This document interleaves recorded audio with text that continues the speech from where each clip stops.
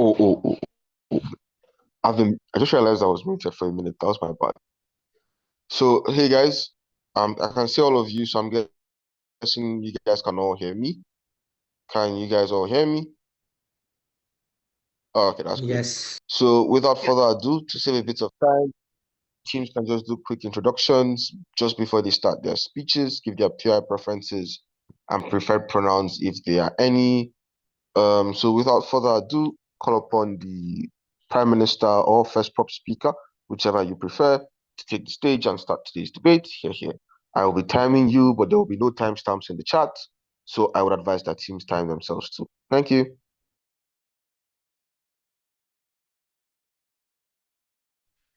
Okay, please give me a moment.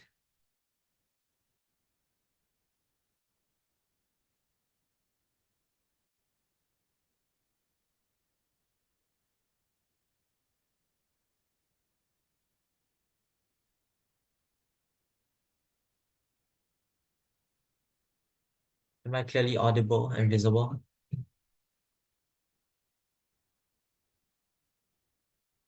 Yes, you are. Yes. Okay. I will start in 3, 2, 1. Two things a post-conflict state wants: stability and peace. Ethnicity-based political parties are exactly what robs these states of such benefits. Firstly, what do post-conflict states actually look like? Now, it looks like nations in the aftermath of events like colonization or if conflict. For example, Malaysia and Singapore, which have post-British occupation, Myanmar after its numerous conflicts, etc. They are likely to have diverse racial groups, as is something that naturally forms regardless of geography. It's likely to form a majority and minority group, and they are likely to be very fragile and still recovering from conflict. Now, their goals are very simple, right? It's like they're likely seeking stability post-conflict, is so that they can ensure that they rebuild their country in the aftermath of conflict politically, economically, and socially. It also looks like they're likely seeking peace because they don't want to cause unnecessary or excessive conflict, because it will be further destabilizing the post-conflict society. So how do they actually do this, right? It's likely through democratic processes like political office to pass policies that actually benefit the people in a post-conflict state. Underside Gov will show you why this unity is the best mechanism that actually allows for these things to happen. Now, ethnicity-based politics is very simple, right? It looks like, for example, in Malaysia, UMNO that fought for special privileges for ethnic Malays, or how Malaysia independence there was an Indian People Party fighting for Indians, Malaysia Chinese Association fighting for Chinese people, etc. It looks like they're very self-centered in their goals, and they're likely to project these thoughts onto the people as well. Gulf's counterfactual is very simple, right? We prefer a world where political parties in post-conflict states form regardless of ethnicity and race, and they're likely to form like what happens in status quo, solely based on political beliefs and the need to actually alleviate the population from suffering. The motion here doesn't want us to deal with feasibility, so that's totally out of the debate today. We think, right, that's more likely to happen in the non-existence of ethnicity-based parties. My argument today is very simple, right? One argument on ethnicity. One argument on unity. Why does it exist first? I feel that people in post-conflict states already have an incentive to work together. It's because of two reasons. Number one, on how suffering is universal to all. It's because there is a terrible economy, there's no infrastructure, there's political uncertainty. People are suffering the same problems universally, so when they all suffer the same things, they are able to actually relate to the problems everyone else is suffering, which will tell you why unity already exists in the first place, and is what you take down on side opposition, which I'll be talking about later in my speech today. We tell that when everybody have the same incentives to be stable, to live a peaceful life, we take it early and tell you that opposition can't run. Oh, minorities need to be heard, because we tell you at this point in time it is a time-sensitive issue and you must focus on your core issue that everyone needs right now. Because realize one thing: if you can't grow and you can't have stability, you'll never even have the capacity to act on minority needs anyway. But second, on why unity inherently exists in status quo, why you rob them of it, right? It's because that people already know the effects of conflict and fighting, because it's very proximate to these people in post-conflict states. They have just gone through a conflict. They are unlikely to want to start another conflict that will take away their jobs, that will make their family have to be worried about their safety every single day. They are unlikely to have these incentives in the first place. Before I move on, any POIs? 3, 2, 1. Okay, now why do ethnicity-based political parties worsen or even start new racial tensions exclusively on side opposition, right? It's because parties are likely to govern in the interest of their own ethnicity and to advocate for better policies for people from their own ethnic groups, etc. Because people are inherently selfish people, right? And we tell you that the unique impact here is that there is dissatisfaction from others because if you're a minority group or just a group that's not in power, you are seen as the person who is left behind and you are basically told that the government does not care about you, right? And even if we give you a more Otherwise, charitable angle that they are fair and benefit everyone symmetrically, right? They are likely to use the kind of messaging like, oh, the Chinese people saved this country, or oh, Malay supremacy because we saved this country. That is what political parties want to do, right? It's because they want to stay in power and they want to look good to the people from that ethnicity and look like they're the one who changed the country. Because when you have such high impact, they are likely to be voted into power continuously because they were the ones who actually removed all the problems of the people. Now, people of other ethnicities won't take it well because they feel like they all had the same problems and they were all fighting through it with the same amount of capability and the same amount of effort, right? Is that people don't have the cognitive ability to value the contributions of others as higher than themselves. They likely devalue the contributions of others and inflate their own. They feel like we were the ones who actually kept the nation together. We also should be recognized. It should not just be that political party in power. So this is where we tell you people are likely to fight back. People are likely to be dissatisfied in the government where racial tensions are likely to happen. The bottom line here is very simple, right? Is where people who otherwise would not want to start conflict or create issues are uniquely inclined to do so under opposition when issues between races are manufactured and people from different races are incentivized to disagree with. So the debate and end up and generating more instability and conflict than there needed to be in the first place. Before I move on, any POIs? 3, 2. yeah. So Yeah. why do you think that these people will unite together and work together in the first place in order for economic Now, development, I'll considering give they've you come out very of simple lines of analysis, right? I told you that number one, people go through the same suffering. They're all suffering from the same economic conditions. They are likely to want to improve everybody's condition because in the first place, they also benefit that of their own. And number two, we tell you on the flip side, they're also less likely to create conflict because conflict is very proximate to them, right? They have just gone through conflict and they know the suffering. They will not start it again. It's very simple. Now, why is this unity thing so specifically harmful to conflict states, right? It's because number one, the country is already so unstable. It means that there is no proper government and they have yet to establish any law and order. So if the motives were really strong, a civil war will actually break out really easily. And number two, we tell you literally do not have time to fight over ethnicity policies. You just grow your economy first and you can fight later. It's highly time sensitive and there is no time for discourse and arguments against one another because discourse can happen later, but for now you need to build your economy. You need to make sure your country is actually safe in the first place.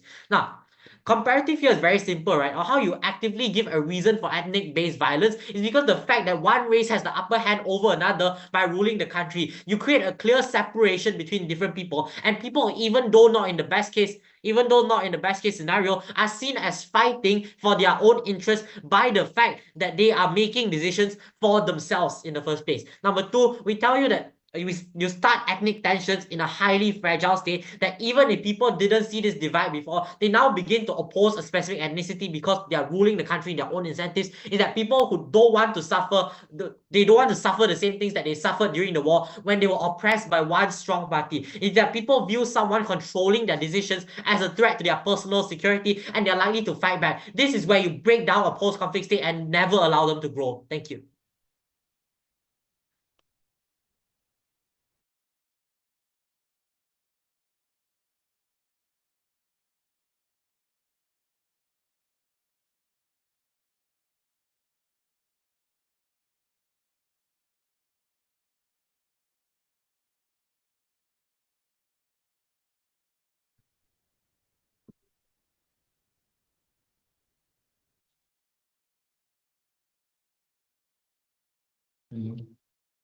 Hey, no, Bob. Hi, am I audible? Yeah, you are. Just give me 1 second.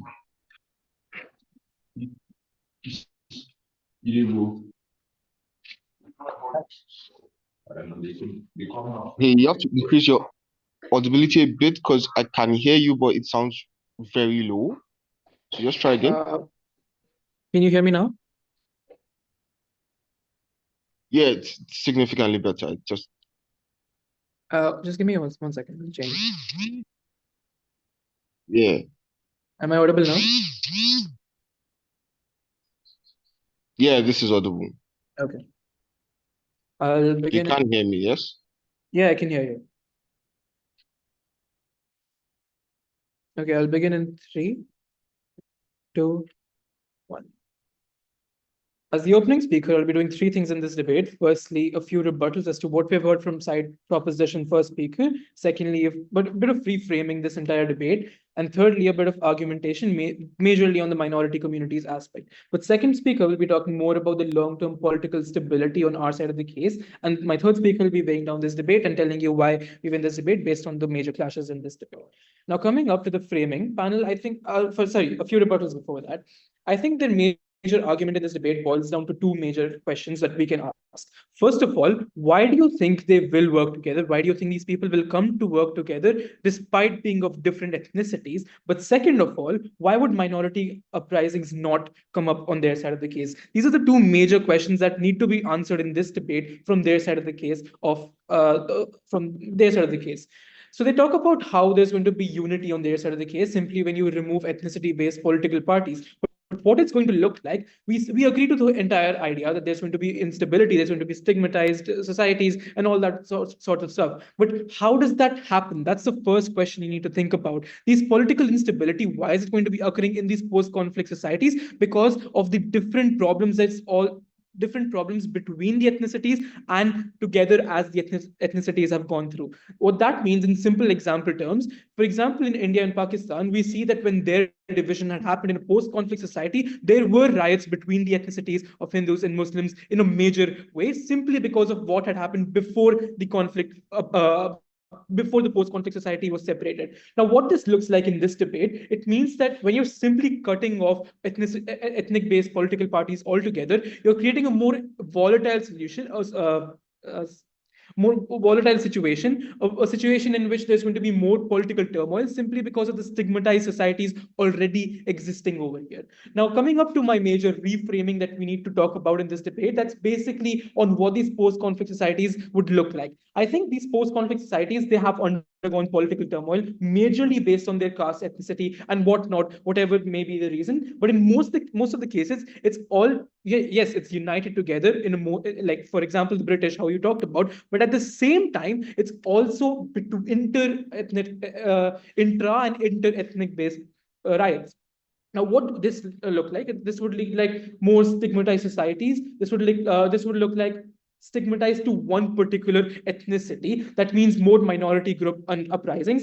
That means it's going to be more unstable. It's going to be more politically turmoils existing and all that sorts of stuff. But why is this debate existing in the status quo for the very first reason? We see that societies after a conflict tend to be unstable. Yes, we agree to proposition, but at the same time, they don't answer the very reason why are they unstable at the very same time for one particular ethnicity amongst each other. We see that they would tend to stay we see that these minorities now, they would tend to stay marginalized societies forever based on propositions entire framing. This idea of having political parties based on ethnicity does not outright need to mean that they win elections and make laws for the country. That and all will happen with due course of time. It's still a young country that's being developed as a post-conflict society. What needs to be done right now is prevent that instability from furthering down in the long-term aspect in the very first place. So even if they exist, even if they exist to the point where the concerns of a platform, they at least bolster elections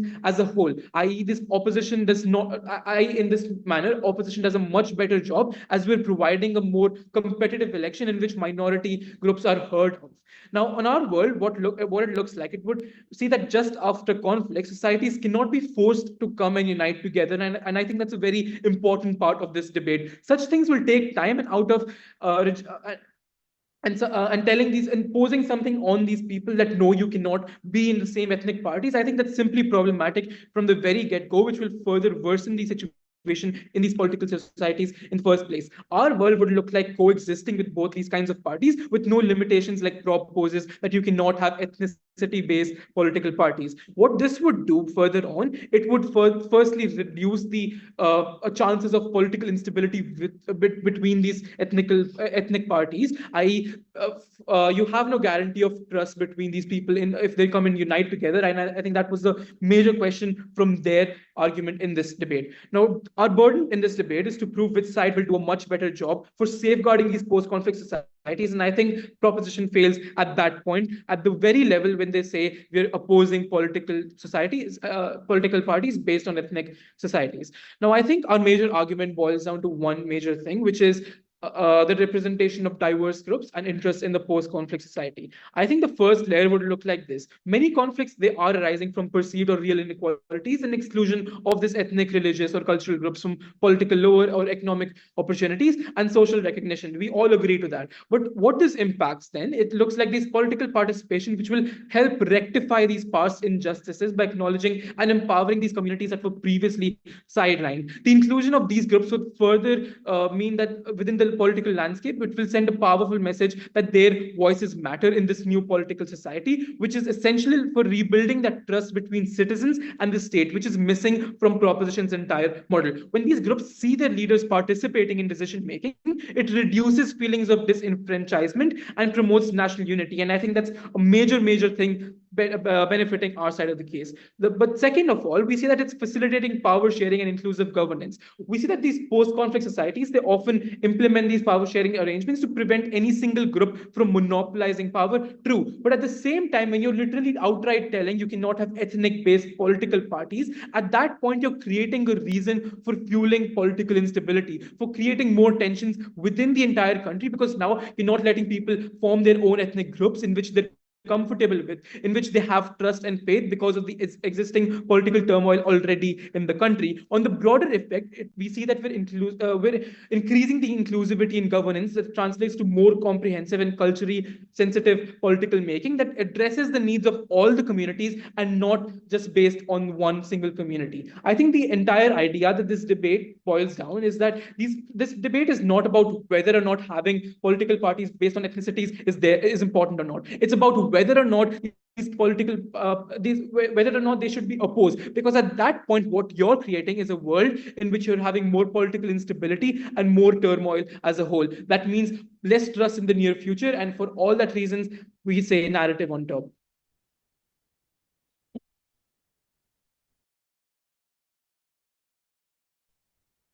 I'd like to thank the leader of for that speech. Call upon the second prop speaker or deputy prime minister, whichever you prefer.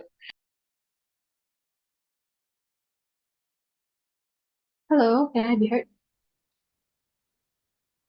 Yeah, you can. Okay.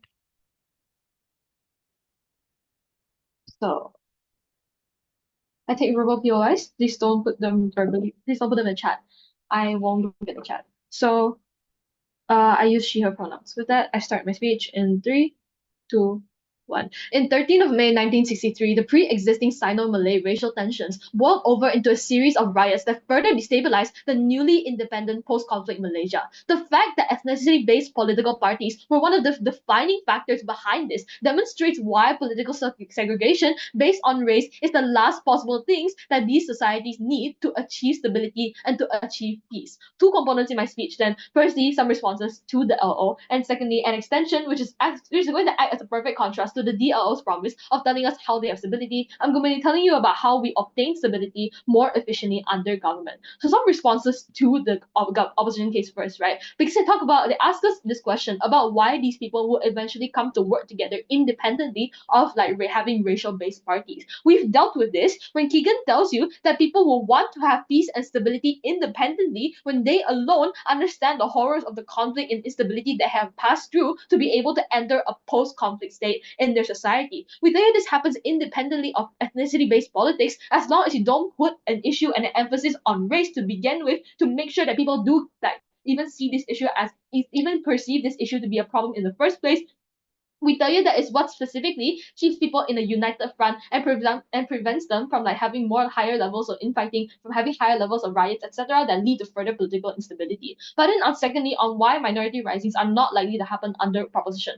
Firstly, I don't know why it is something that is relevant in the first place. I don't think they likely have the political power to do so under government regardless, to like start uprisings. Because notice how this contradicts opposition's later analysis about giving minorities a voice because they don't have one in a political sense. Why are they powerful enough under your side to start uprisings but not powerful enough to fight for political power and influence? I don't understand how these two things are like mutually exclusive. But then thirdly, on how stigma already exists before conflict and that infighting, etc., are the issues that lead to political instability and conflict in the first place. Notice that this is just a bit of like circular reasoning from opposition here when they tell you the stigma already existed before conflict. That is the problem. Stigma was the issue that led to the formation of these race-based political parties that instigated these conflicts in the first place. The point is that race-based parties was what created these forms of stigma in the first place, that created issues where they weren't issues to begin with, and created that kind of like perception of difference between people when they already did not have that independently to begin with. But then fourthly, about how minority groups don't have a voice under government side of the house.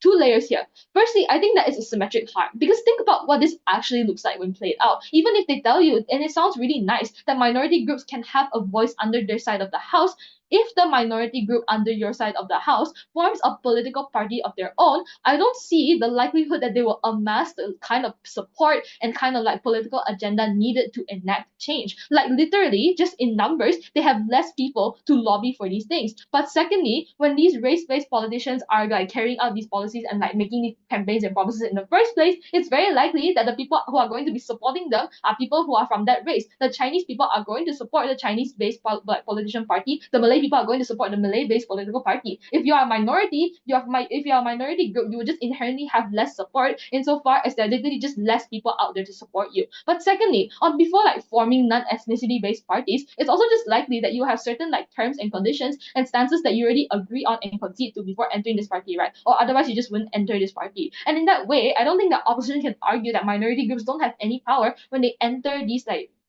ethnicity mixed political parties. But then notice that also, right, panel, because opposition doesn't really want to engage while counterfactual of just having a mixed race political party on just like not being able to see the differences that led to racial tensions and conflicts in the first place. That has always been what we are trying to push to you. That was why we have always been telling you is the better alternative. That I don't see any kind of meaningful response to this counterfactual, and I think it's a bit late in the round to do so regardless. So one extension on how it's like how we obtain stability more efficiently, but before that I'll take a point.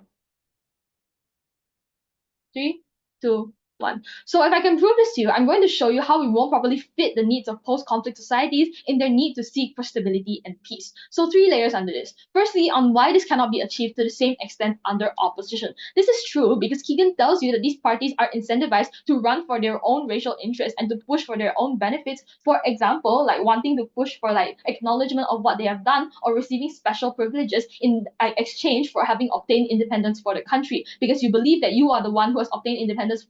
Your racial group is the one that has achieved independence for your country. Therefore, you should deserve more credit. Therefore, you deserve special privileges that people who are other races than you cannot have. That is what specifically that these ethnically based politician groups are going to fight for. And that makes me think that opposition doesn't really understand what these groups are to begin with. So I also think that from this then that racial tensions are likely to manifest, especially in like different kinds of forms. But why is that the case? I think that racial tensions are likely to manifest simply because when you have a perceived difference from someone that's like when you have a perceived conflict from someone who inherently wants and needs different things from yourself, and they specifically fight for the best interest of themselves, you are more likely to view them as an opposition than to work together with them to like form a more cohesive society. And so I think this is likely to make racial tensions manifest in different forms. Firstly, in the form of violence, for example, riots or protests or hate crimes or race attacks, or even just in non-violent forms, like having debates or discussions about who should have more rights and whose rights should be acknowledged and whose contributions should be acknowledged, etc. While this is not directly harmful, we think it also just impacts a lot of opposition's benefits. It delays the process of like being able to having to have any meaningful kind of change under your post-conflict society if everyone is so fixated on worrying about who should get more credit for having fought for independence for the country. But then why is this less likely to happen under government, right? We think it will just have a lower level of internal conflict, because when you don't perceive difference and everyone is likely to be united under the same party, it's less likely that the racial tensions forming from placing these kinds of divides between people can boil over and cause internal conflict in the form of the ways that we have posited to you. We think that simply because there are more different perspectives that are mixed together and they are not united on the basis of race, but on the basis of we all suffer under the same injustices, we all suffer under the same conflict, and we all want to move on from that conflict. If you are like united under that front, it's more likely that you will be able to mix together different perspectives, to maintain an open mind, it's six to each other, and to not oppose each other in the sense that they would under opposition. We also think that there's just less tension ethnically, because when you're fighting for your benefit, you're also fighting for my benefit under the side of the house, where everyone is fighting for like a similar goal at the end of the day. We think that the ability to work together only exists under government, and we don't think this is something that opposition can co-opt to the same extent, insofar as everyone under an ethnicity-based party is going to fight for the benefits of their ethnicity as characterized to you in first and enforced to you by second. We think this specifically is the issue that creates further instability, that creates further like conflict in a post-conflict society where we have all agreed that that is the last thing that these countries need. Government is the only one who provides them with any opportunity to grow. So proud to propose.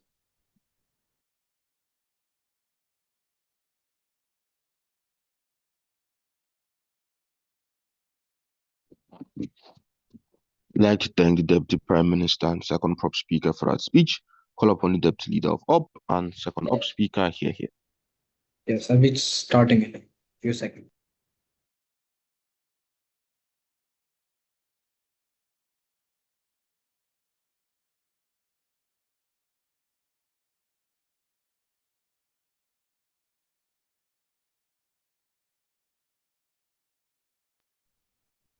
Is my voice audible?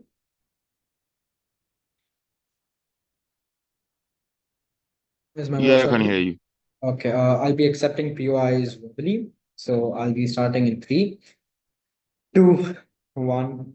Panel, I think one thing that everyone in this room can agree upon today is that the rebuilding of a post-conflict society takes time. Okay, we agree to that. Notice still how a lot of government's impacts that they gave about, the violence that can happen on our side of the house is literally not exclusive in this debate. Because at the end of the day, the major question that needs to be addressed in today's debate is which side of the house is choosing the better or like the more, right manner to go about with this rebuilding process. It's not about the impacts because honestly, I think the impacts are pretty like mutually inexclusive, because I think things like violence will happen regardless. It's about the way you're doing it. Then a couple of things in this speech. Firstly, some engagement. Secondly, an extension on long-term political stability on our side of the house. And thirdly, a bit of weighing to prove to you why opposition takes this debate. Then moving on to the engagement, a couple of points of engagement. Firstly, let's talk about the PM speech in today's debate. 3 points of engagement. Firstly, PM talks about how their counterfactual in today's debate is like forming these forming mixed race parties solely based on like political reasons and like completely excluding all other factors. A couple of responses to this. Firstly, notice how political issues or like political ideals are like essentially inherently driven by ethnic issues. So that essentially like intertwined. You can't just say, oh, look, our counterfactual is a world where ethnicity never existed. We'll just make political parties where, we're only like including and factoring in political issues, factoring in political factors. That just can't happen. It's not feasible. Secondly, even though it's like not a point of feasibility, the point that I'm trying to make here is that government does not have the fiat to assume that political parties can essentially like be formed in a world where like ethnicity doesn't exist. I think these factors, like I told, are like intertwined and will happen regardless. And secondly, the PM talks about how in post-conflict societies people have an incentive to work together. Panel, please listen to this engagement really properly, because I think this one point of engagement breaks government's case, because the most important thing to address in today's debate is will they work together or not. A couple of responses to this. Firstly, notice how most political conflicts, most post-conflict societies occur because of conflicts that have happened due to ethnic differences. This is something even DPM of government agrees to. So again, it just makes sense why they would not work together. Even if this is not true, notice how most colonizers have essentially employed the strategy of like divide and rule since we've known colonizing has began. Like, because anywhere colonizers go, they essentially like divide. They try capitalizing on these ethnic differences and like essentially divide and like drive more conflict among these people. So I think because of that, this entire idea, so coming to point C, this entire idea of universal suffering is simply not true. Why? Because it's not an incentive that they all have to work together, because like PM has already told, suffering is something that's like unique and felt differently by each group. It's like felt differently by each group, and like the magnitude of suffering is also different. So again, them working together does not make sense. Now, even if you don't buy all of that, another response is that they tell us, oh look, in the short term, the economy can be rebuilt, and after that you can start fighting. Well, that's literally against what we're trying to do in today's debate, because I think what's important in today's debate is to make sure that the rebuilding process is like inclusive and there's no internal differences, because if there are internal differences in the very first place, I think that rebuilding process will never even happen. Then, thirdly, they tell us that, oh, look, they have an incentive to fight against each other. A couple of responses to this. Firstly, notice how even though like government has told us that they have an incentive to fight together, notice the PM has already told you it is not a fight for power. It is essentially to, like I said, make an inclusive rebuilding process. Because if they essentially like try claiming this, government tries claiming, oh look, they all try fighting for power. It's again, like I said, not something exclusive, because that'll happen on their side regardless, because these minorities will essentially be like forced to work with other races. Then B, even if this is not true, panel, notice that the way of here is, please listen carefully, the way of here is because things like violence are essentially inexclusive in this debate. The reason opposition takes this debate is because even if we have violence on their side, even if they have violence on their side, the difference in opposition is that there is still scope for compromise, there is still scope for discourse, because at the end of the day, we are giving them a chance to represent themselves, we are giving them a voice. This sole factor alone gives us the edge on this point, simply because we have the scope to essentially ease down on any kind of violences or like conflicts. We have a chance to like essentially ease down upon them. Then let's like address what DPM told in today's way, like basically like 3 major pushes. DPM tells us that ethnic parties are the reason of the differences in the first place. So they're like not again like they're more likely to fight against each other. Again, I'm already engaged with this. The way of is still like better on our side of the house. They talk about how there's like less support for minorities in general, so they simply can't form a different party. Again, does not make sense. Panel, they're literally saying, oh look, they don't have enough people, so let's not allow them to make their own party. You're literally not letting people represent themselves, people that have suffered for a long time, people that have felt a unique level of suffering. Then they also tell us how minorities simply won't be suppressed in the mixed race parties. Again, does not make sense, panel. Mechanize what you're saying, because when government tells us that minorities won't be suppressed, they need to tell us why this is likely to be true. We tell you that there's historically a power difference. There's historically asymmetrical dynamic of power in most societies. So it is literally a fact that there is one group that is more likely to be like more dominant or more superior to the other. So again, minorities will most definitely be suppressed in a mixed race political party. Now, even if you don't buy any of this, let's give you one more extension in opposition to tell you why on our side of the house we're able to get like long-term political stability and conflict prevention. And the premise of this argument then is that on our side of the house, when we don't oppose, panel note, because government still has not fulfilled that burden to like oppose the existence of ethnic-based political parties and tell us why their existence itself is something that brings upon this huge harm that is like so very threatening. Our burden is to tell you why the existence of these political parties is still like so very crucial to reduce any likelihood of conflict resurgence and to like maintain political stability in this inclusive rebuilding process. And a couple of points under this. Firstly, notice on our side of the house, we're still able to have like representation for these marginalized groups, like unique representation, them having their own platform to voice their opinions and to voice their concerns. We notice how we're like preventing any extremism or underground movements that tells, oh look, violence will happen, etc., etc. Panel, the same thing can literally happen on their side if you don't let these minorities have their own voice or have their own platform. Things like secessionist movements, extremism, violence, etc., they're all mutually inexclusive. Then what are the impacts then? Impacts then looks like on our side of the house, we're able to prevent any recurrence of conflicts more likely, and we're also able to reduce any likelihood of these marginalized groups being suppressed. Panel, then one important thing is the comparative on their side is like weakening of democratic institutions because of like the destabilization of governance and also the increased risk of secessionist movements. Panel, then to end the speech, I'd like to tell one thing. It's important to note that feelings of national unity and togetherness requires time and effort. It needs to be built in an organic, inclusive manner, including every community, every group that exists in society. You can't force them to be together. That's not what national unity is. Vote opposition.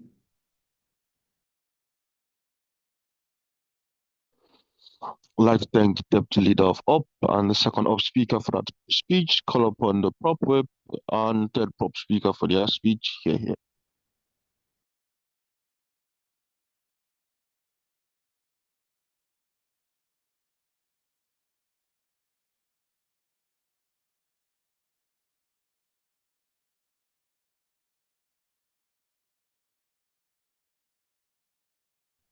Third prop.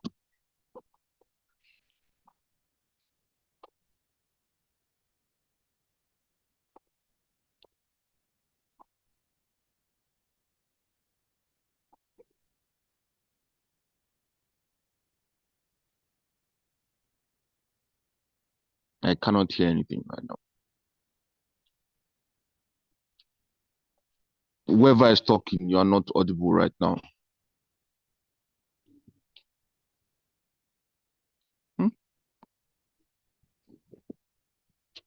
Third prof.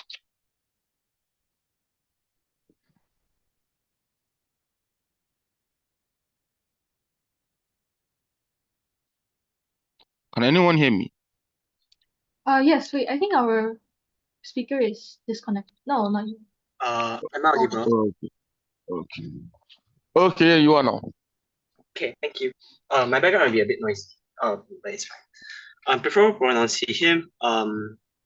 Preferable POI. Verbally. I'm starting my speech. Also, when you ask for POIs, please don't mention. I'll accept them on my own. I'll be starting my speech in 3, 2, 1. Panel. If politicians continuously fight for silly things, fighting against each other because they want the best interest for their ethnicity, they are unlikely to work together. This is called taking one step forward and taking 3 steps back. This is called creating more separation. I don't see what opposition is trying to run. I think they just create more separation from the first till third, right? Just from first till third on proposition, we told you why, because people are so focused on themselves and only want to fight for themselves, therefore the whole existence of ethnicity-based party is so bad as a whole, right? But before I further begin on to my rebuttals, 2 things I want to call out, right? Number 1 is on how, in order for opposition to win this debate, they have to first prove to us why ethnicity policies are the most important issues to address in the first place. This is something that we don't engage with from first to second, right? There's a whole point in which ethnicity-based parties exist is to fight for their own ethnicity policies, right? I give you a really simple example. The Malaysian Chinese Association only advocated for Chinese-based ethnicity policies. Even if they do opt out into economical policies, they only center around the Chinese within Malaysia instead of Malaysia as a whole, right? In order for their argument on stability to stand, they have to first prove to us why these parties are likely to advocate for stability policies. But even if you don't want to buy this pedal, in order for you to create stability, you need people to work together, you need people to trade with each other. You don't prove how people can work together under their side house. It is automatically an opposition loss from the get-go debate. But it's already too late for them because it's already opposition win till then, right? Secondly, is how they say stigma exists before these conflicts. The problem is they don't give you a counterfactual to solve these stigma that is already prerequisite within these countries in the first place. But this also means our argument on how you worsen it, the very moment in which there's no incentive for people to work together, still stands to this very end debate. But after that, I want to I have 4 layers of rebuttals. Firstly, they say that they want 2 parties to coexist, 2 types of parties to coexist, so they can somewhat opt out into our argument on unity too, right? They have to first prove to us why even having 2 parties coexisting, non-ethnic 2 types of parties existing, non-ethnically based parties need to be more popular in order for them to co-opt this impact of unity. But secondly, we tell you on how this doesn't work, right?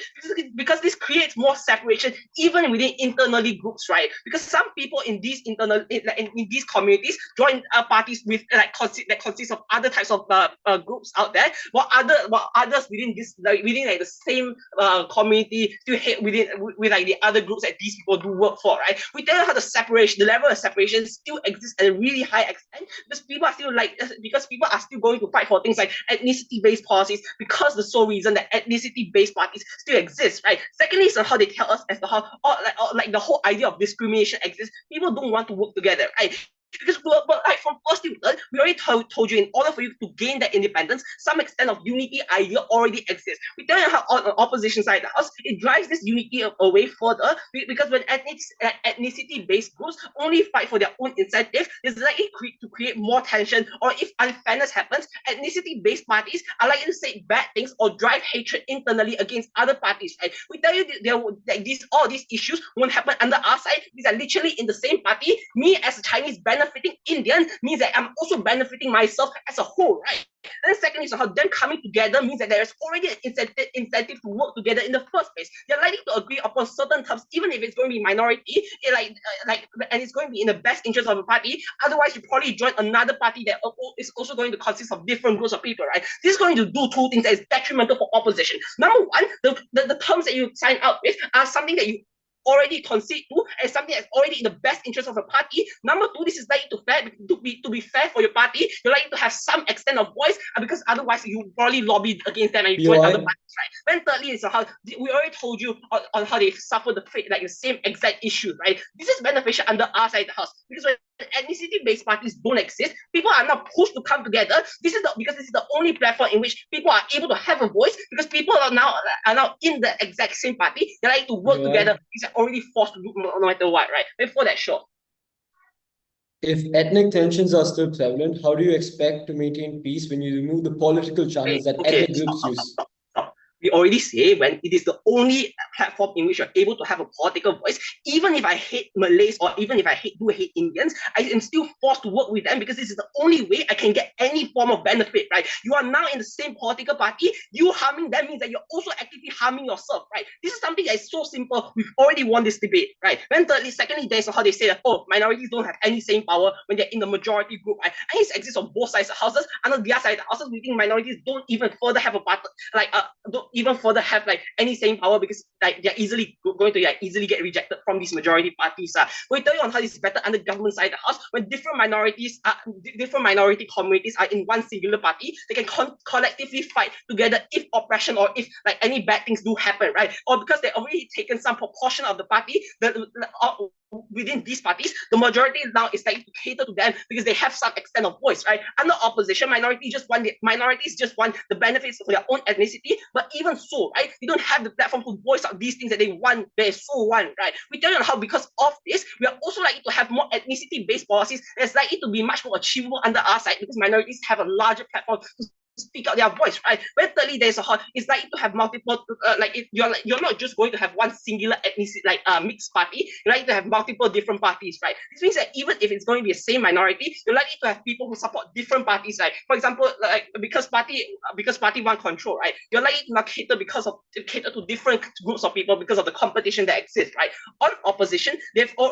when they're already in different party, you won't support neither one because you won't support neither majority party anyway, right? We tell you how there's more incentive for the majority group of people to not cater to you, right? And two clashes under this. Number one is on unity, right? I think Proposition 1 wins this clash on unity from the get-go debate for two reasons. One, we've successfully proved to you why people are now likely to work together because it's only platform of voice we are able to share, right? Because we tell you on how people are now likely to come together during things like political meetings or whatnot, right? We tell you on how their ideas are likely to be considered or because they have some proportion of voice power within these parties, right? Secondly, so how we tell you on how there's less power for extreme people to drive hate against each other. No, this is important because even if separation do exist, because the whole reason why separation exists is because people tell you to hate. Now these people are pushed to the very maximum because they don't have any power. We think this is a winning point, right? Secondly, second clash here is on stability, right? We told you why unity is the way to go if you want to opt into stability policies, right? When there's ethnicity-based parties, you like to focus more on ethnicity-based policy, which also means that you're likely to deprioritize things like policies that actually rebuild the country, things like economy or things like healthcare, right? All of these reasons, screw ethnicity-based parties, screw separation, vote for unity, vote for prop.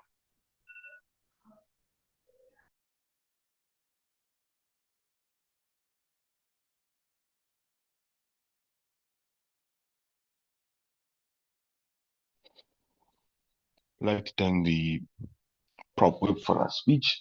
Call upon the up whip. Here. Could you give me 30 seconds? I just need to set up my papers. Yeah, sure. Opted speaker.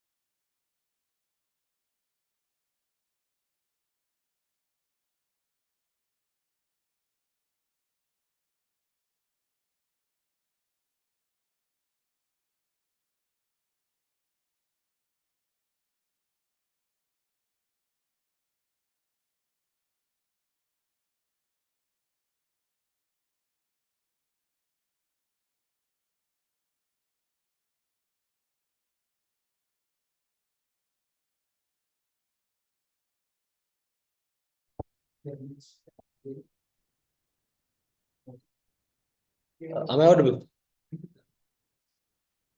Am I audible? Yeah, you are. Yeah, you are. Yeah, okay. Starting my speech in 3, 2, You 1. are audible. I can hear you. Okay, okay. Starting my speech in 3, 2, 1. Huh? Go. I was just starting my speech. Okay. Starting my speech in 3, 2, 1, go. Panel, government fundamentally misunderstands the complex dynamics of post-conflict societies. By opposing ethnicity-based political parties in the name of national unity, they fail to grasp that ethnic identities are deeply intertwined with the struggles that these societies face. Their logic assumes that unity can be imposed through political suppression, yet this only risks deepening divisions and alienating minority groups. See, national unity sounds amazing on paper, like a Disney movie. But government needs to come to the real world and prove to us how this exactly happens. We're willing to bite the bullet and agree that some amount of instability will be there on our side of the house. But we're not willing to agree that stability can be achieved by silencing ethnic identities and excluding minority voices from the political process. 3 things in my speech. Firstly, engagement. Secondly, clashes with different layers of analysis. And thirdly, weighing on 3 different metrics: magnitude, vulnerability, and time frame. Government made 2 assumptions that caused them today's debate. Firstly, why ethnicities would work together in a post-colonial society, and secondly, why minorities won't be suppressed when they work together. Now, moving on to prove whatever substantive that government has given throughout all the 3 speeches don't really work and stand in today's debate due to their strategic mistakes. Firstly, their point on unity and the incentive to work together because people suffer the same things. I think by their logic, conflict shouldn't take place in post-conflict societies between ethnicities because they suffer the same things. I'll give 5 responses to this. Firstly, misunderstanding the root of struggles because of unique historical grievances. Secondly, you ignore the need for targeted solutions. Thirdly, even if you think national unity takes place, ethnic divisions are still very real and dangerous. Even if you try to ignore ethnic divisions even existing, they still do exist by posing the risk of secessionist movements. Fourthly, even if suffering is universal, ethnic groups still need a platform to ensure fairness. At the end, even if ethnic parties create division, opposing them runs the risk of creating secessionist movements, which are not exactly political parties, but they're still ethnic-based groups, which still exist on their side of the house, which is much more worse because they carry out much more violence with less opportunity for dialogue. What's the second layer of analysis that they give to you? They tell to you that ethnicities will therefore then fight for themselves. They'll be selfish, they'll fight for themselves, fight for their right. 4 responses to this. Firstly, that's an assumption of equal power dynamics between each and every ethnicity group in this post-colonial society. Secondly, there's an increased risk of political exclusion that's anyways going to happen. They're trying to safeguard their own rights. They're trying to safeguard their own voice. Thirdly, even if ethnicities fight for themselves, what stops them from being undermined on their side of the house? These are questions that government needed to answer. Did we hear the answers? No. Fourthly, unified system may lead to greater polarization because minorities want to be heard. But due to the unified system, they might be unheard because different ethnic groups have different levels of power. That is simple civics, ladies and gentlemen.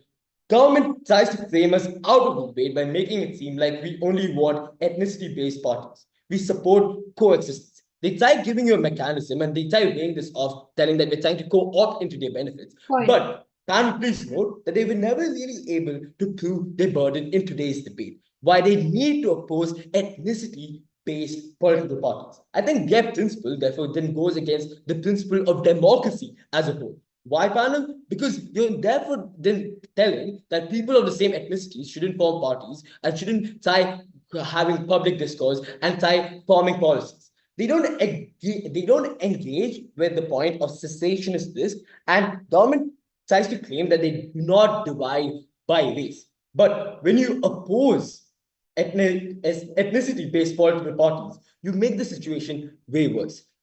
Third speaker gives another line of analysis telling that they will work together because they will likely agree on most parties. 3 responses. Firstly, nation building does not only include economic policies as they say. There are various other things that need to be addressed from the very start, like social issues. So they might have a big difference in opinion.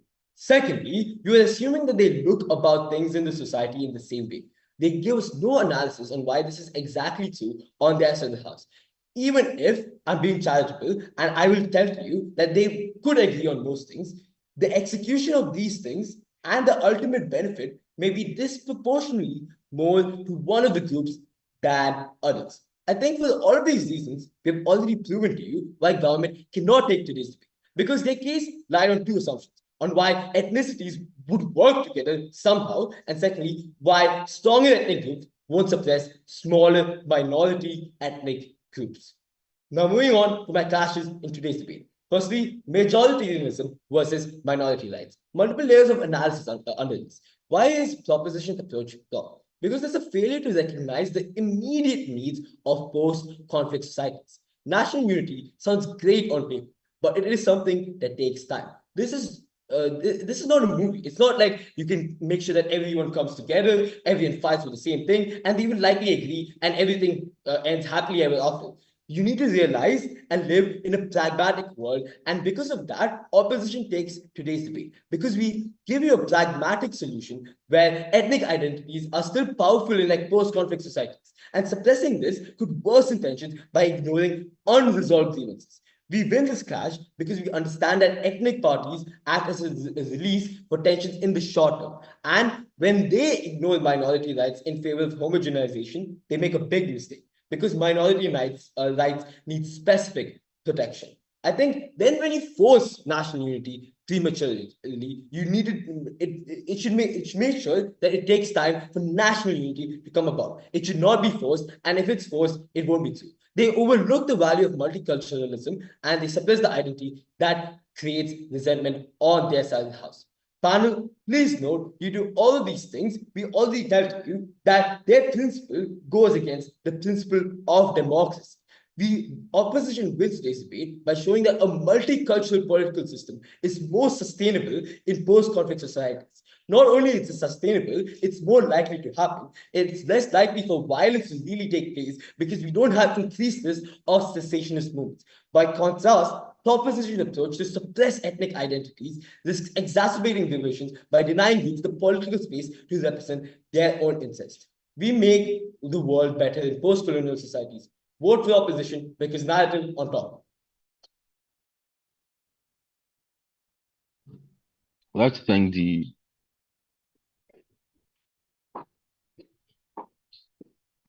the upward for that speech. Call upon the up reply speaker here.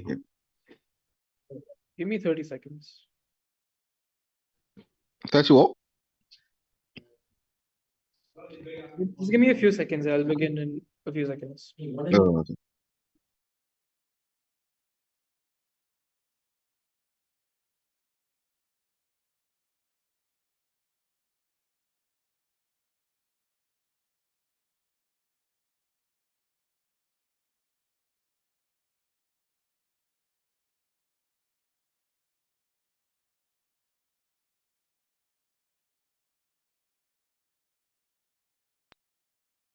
Am I audible?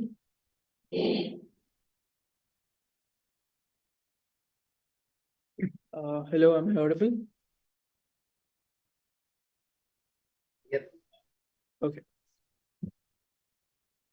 1 second.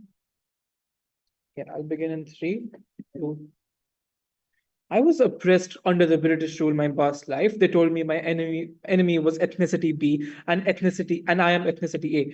After the British left, was I really supposed to work together with the ethnicity B who killed my countrymen, who killed my friends? Should that really be forced upon me? Should that really be forced upon me if I want? Sure, I'll work with them, but ain't no way I'm going to work with ethnicity B willingly and forcefully. This is what a post-conflict society looks like, panel. Political instability, turmoil, etc., exists in the very first place, and the first thing towards development is unity. But what the other side calls upon in this debate is that no, first get the economic development and then we can think about the unity. But even at that point, they say it's fine, we don't need the unity. You can fight amongst yourselves and kill each other at the end of the day if we have economic development in the short term. What this looks like, a democracy which fails in a long-term perspective. Sure, even if we concede that you get economic development in the short run, what happens in the long run, you don't have a country existing which is democratically assured. We see that the major clash in this debate then boils down which side unites people in a much better manner. And I think we do a much better job in three major reasons. First of all, what we see from proposition side of the case is that they really believe in the ideology of utopianism. They believe that people have to work together because this is the only way. I don't know which democracy you have heard about, but this is not how a democracy is forced upon people. We see that you cannot pose these things on the people. Mr. Hitler, it's a post-conflict society. You need to be sensitive towards these people, how these feelings might portray in the post-conflict society. But on our side of the case, we're literally being real. We're telling you how this is going to be feasible in the long term as well as the short term, because the feasibility of different stigmatized societies working together after being against each other for so many long years in a conflicted society, it's simply so funny for them to work together because they're being forced upon. That's simply not going to happen, and that's what we've been trying to tell you throughout the bench. A person kills my brother, but you tell me I'm forced to work with that murderer because it's so good for an economy. Am I really going to buy into that? I really can't be bothered about it. Emotions exist, sentiments exist, and trust matters. That's what the post-conflict society needs. It needs that trust, it needs that sentiments and emotions to be heard, and that's where these minority communities are so important in this debate, where these ethnicities play out so important role in this debate. We see that on a long term, they say, oh, build the economy first, and then you can do whatever you want. You can fight, you can have political turmoil. Sure, go ahead. But on our side, we're telling you there might be a twisted economy in the short term, but in the long run, we're giving you that unity. We're giving you the guarantee that there will not be secessionist movements. We're telling you that in a long term, our country is going to be much more politically astute than their faulty democracy. The point at which they fail to win this debate is when they frame this debate in regards which side grows better economically through any and all means. That's what their case looks like in this debate. However, this debate is and was always about the post-conflict societies, whether they should oppose ethnic societies, and if yes, why. They have failed to do so, whereas we've told you clear-cut analysis. We've told you why building of national unity is so important in this debate, and how it's going to be a sensitive society. So this thing needs to be forcefully, this thing cannot be forcefully given up to them that yes, you have to work together with another ethnicity.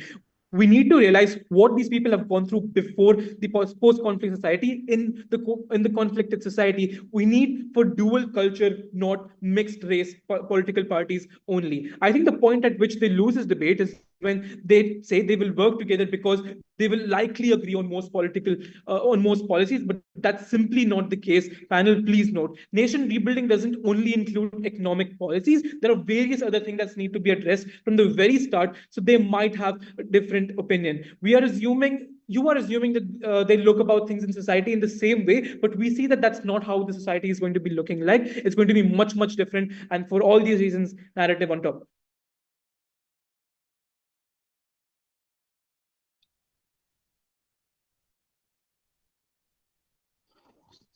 I'd like to thank the opposition for that speech. Call upon the governor to close up today's debate. Here.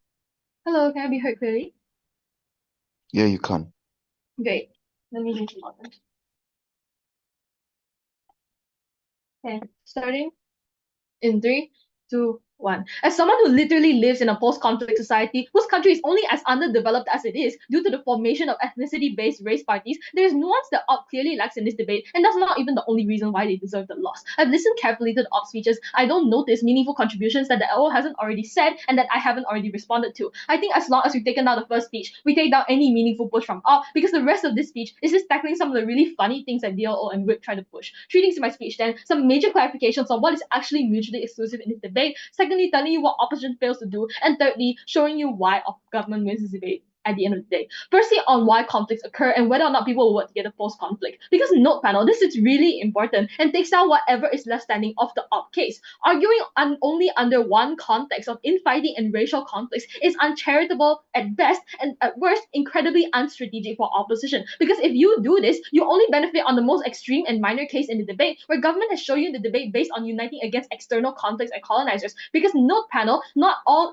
post-conflict societies are based on like in racial fighting, right? It's also sometimes just Ukraine fighting against Russia, Palestine fighting against Israel, or just fighting against a common colonizer or someone that is like outside of your country. It's not always internal conflict. So if you only want to debate on internal conflict, then sure, you only win on internal conflict. The issue with this is that not every instance of a post-conflict society is Mr. Hitler, and I don't always have to work with the race that killed my brother. We win on places that didn't have these issues to begin with. We win on places that united to fight off a common enemy instead of everyone too busy debating each other to fight off the Japanese or the British. But even if we don't buy that opposition only wins on one instance of the round, we think that we also just win on the internal conflicts. Insofar as we tell you that people are uniquely less incentivized to work together if you manufacture further divide and give them an opposition to act against, which is exactly what happens with ethnicity-based parties. But then secondly, on minorities having voices, because they really want to push this, right? We tell you again and again that it is a symmetrical harm at best. Because really think about what this actually looks like when played out. Because under opposition, the most likely alternative is that the minority group under their side of the house is going to go out and form a political party of their own. Again, what is the likelihood that they will amass the kind of support needed to enact change that is in their favor if there's literally not enough people on the ground to support you? If people just aren't incentivized to support you because they're more likely more inclined to support their own race, I don't know why you're going to get any kind of power or any kind of voice for minority groups under your side of the house. And I don't think it's been responded to. You just keep on telling me, yes, it will, yes, it will, yes, it will. The problem is it won't. The delta on proposition is really simple. Because minorities take up some extent of power within these parties, we've already told you in DPM how this is a much easier way for minorities to voice out their ethnic concerns. That is the problem on our side of the house. That is what we obtain. But then what does opposition fail at, right? I think it's 5 key things. Firstly, they don't want to engage about characterization meaningfully, or tell us why the alternative of like racial infighting is the most likely option. Seeing as we provided you more meaningful analysis on why people are incentivized to work together against a common enemy or against an external colonizer, we think that's the more likely alternative. We think that we can't really buy their own exclusive definition, but even if we do, that they only win on the exclusive definition regardless. But then also they tell me that they respond and they don't actually respond. The only thing they've done is repeat our analysis, repeat their own analysis, and provide no new meaningful contribution to the debate. That's not how to win a debate. If there is any response, it's just response on things that don't matter, like the type of policies that mixed race parties agree on, which under our side of the house, people will just still fight for stuff that they agree under on the political stance. But then thirdly, they also tell us that there's just also a lot of things that they assert and don't do the work to prove. They don't prove why they have minority parties to be heard. They don't prove why having various groups working directly against each other's interests attains more long-term sustainability. Also, they literally just concede that instability will exist by opposition whip. And as far as we posited to you that this is such an urgent issue that they need to minimize as much as possible, that reinforces everything we have told you about how the manufactured divide is going to worsen racial tensions and worsen instability under opposition. We think that far outweighs any kind of like minority voices not being heard if they're not going to be heard regardless under opposition. The best thing that they've done at any point in this debate is just try to wash out our arguments, and that still doesn't stand. So whip also just tells us that these mixed race parties will still exist under their side of the house. Stop trying to swallow our benefits. Also, I think that there's just like not going to be something that people are going to buy into if there's a dominant narrative that they are going to buy into like same race parties. But then RIP also does us about the principle of democracy. Nice new material, by the way, but it's not credible. On that, right, oppositions only assume 2 benefits: people wanting to work together under their side and having minority voices be heard. Literally just doesn't stand. Not only just that they haven't done enough like what to prove it to begin with, but that the rest of the op bench just pushes the same 3 talking points with no adding new nuance or impact. What does proposition give you in this debate? That we tell you 2 things: unity, and we tell you stability. And we have provided like countless pieces of analysis to prove this to you, new analysis throughout the bench. We think that's specifically what's going to win this debate, if nothing else. Here.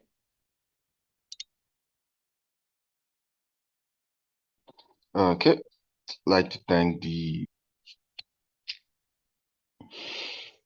prop reply speaker for that speech. Guys, give me a few minutes. I'll go through my notes, settle on the call, and fill the ballot and get back to you guys. Thank you all. Thanks for the round. Thank you for the debate.